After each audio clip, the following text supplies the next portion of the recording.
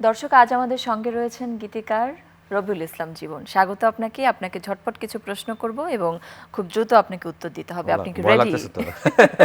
শুনে ওকে। ভয় লাগতেছে, হ্যাঁ। প্রেম কিসের, বিরহের নাকি আনন্দের? আমার বিরহ প্রেমে যখন বিরহ হয়, প্রেমটাকে তখন মানুষ মনে রাখে। তো বিরহে প্রেম শক্তিশালী হয়। সুতরাং আমার কাছে প্রেম বিরহের। ওকে। যখন জমজমাট প্রেমের গান লিখছেন তখন সেই গানগুলি কাকে মাথায় রেখে বা কাকে সামনে রেখে লেখা হয়? এটা খুব কম সময়ে মানুষকে বাস্তবিক মানুষকে কল্পনা করে লেখা হয়। বেশিরভাগ সময় হচ্ছে কল্পনার মানুষকে, কল্পনা স্বপ্ন ওটাকে মাথায় রেখে করা। আর কখনো কখনো তো গল্প স্টোরি থাকে, এই তো হয়ে যায় আর কি। প্রেম একবার এসেছিল জীবনে, জীবনে কতবার প্রেম এসেছিল? একাধিক। একাধিক। আঙুলে গুনে কি শেষ করা যাবে? গুণে দেখতে হবে। ওকে।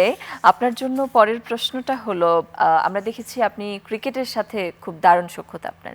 ক্রিকেট এত প্রিয় কেন? আসলে ছোটবেলা থেকে ক্রিকেটার হওয়ার স্বপ্ন ছিল। এরপরে ক্রিকেট ধারাভাষ্যকার হওয়ার স্বপ্ন ছিল। তো ওই যে ছোটবেলার ভালো লাগাটাকে আমি আসলে ছাড়তে পারিনি। আর আরেকটা হচ্ছে, ক্রিকেট আমাকে একটা জিনিস শিখিয়েছে যে আমি যদি খেলাধুলায় ক্রিকেট এগুলোর প্রতি আকৃষ্ট থাকি, একটা নেশার মধ্যে থাকি, আমি আরও অনেক মানে অনৈতিক কাজ, খারাপ কাজ থেকে দূরে থাকবো। মানুষ নানা রকম নেশা, নানা রকম নানা কিছু করে, সেটা থেকে দূরে থাকবো। একই সাথে ক্রিকেট আমাকে জীবনবোধ শেখায়। আমি যদি ক্রিকেট একটা খেলা, ঠিক জীবনটা এমন, আপনি হারবেন জিতবেন, কিন্তু দিন শেষে আপনি সব কিছুর মধ্যে একটা সমন্বয় করে বাঁচবেন। এটা হচ্ছে ক্রিকেট থেকে আসলে আমরা একটা শিখি যে ক্রিকেট এবং গান, এই দুটির মধ্যে কোনটি আপনার বেশি পছন্দের? আসলে আমার ক্রিকেটের প্রেমটা আগে, গান তো আমি আর অনেক পরে লিখি। তো আমি দুইটার মধ্যে কিন্তু আমার একটা সমন্বয় আছে, যেহেতু আমি ক্রিকেট গান লিখলেও ক্রিকেট নিয়ে অনেক গান লিখি, ক্রিকেটের সাথে থাকি, দুটোই আমার জন্য সেম। ওকে। এবং ক্রিকেট নিয়ে গানের কথায় চলে আসলো, এই বছর রাজশাহী ওয়ারিয়র্স এবং সিলেট টাইটান্স, এই দুটি টিমের জন্যই আপনি গান লিখেছেন, তাদের টাইটেল সং। আসলে মন থেকে কি চান, কোন দল চ্যাম্পিয়ন হোক?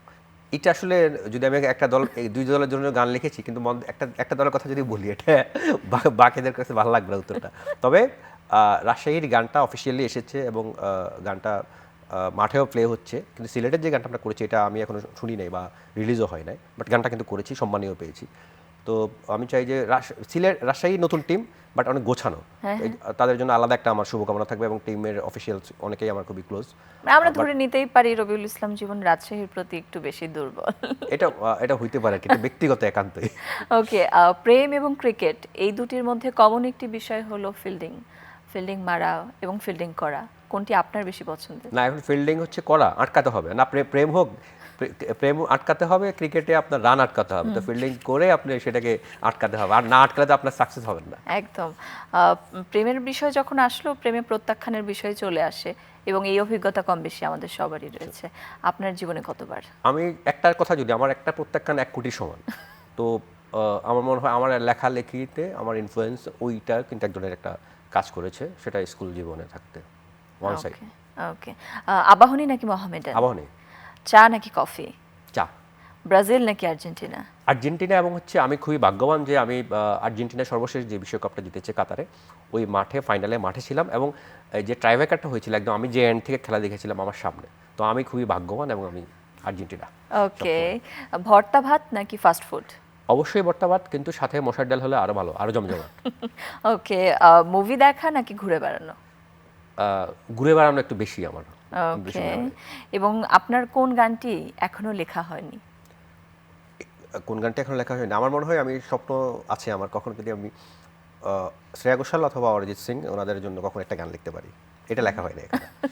ওকে, আমরা আশা করছি আপনি সেই গানটি লিখবেন। কখনো কি ভূত দেখা হয়েছে? কি? ভূত দেখা হয়েছে? না, ভূত দেখা হয় না, কিন্তু ভূতের সিনেমা বা বিভিন্ন আঁকা আঁকি এসব দেখেছি। ভূত সত্যিকার অর্থে দেখতে চাই না। ওকে, থ্যাংক ইউ সো মাচ প্রিয় দর্শক। আশা করছি আপনাদের আজকের এই ঝটপট উত্তর ভালো লেগেছে।